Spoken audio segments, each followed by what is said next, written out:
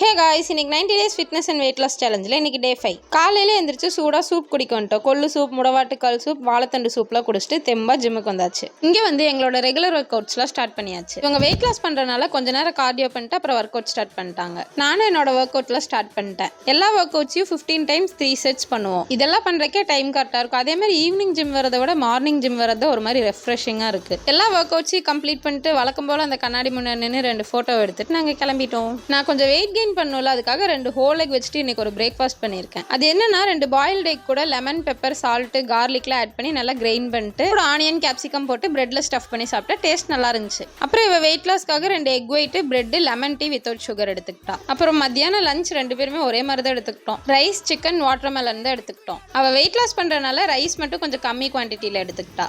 Night டின்னருக்கு நான் chapati with egg gravy எடுத்துக்கிட்டேன். அவ வீட் தோசை எடுத்துக்கிட்டா. 90 டேஸ்ல என்ன ஆகுதுன்னு பார்க்கலாம்.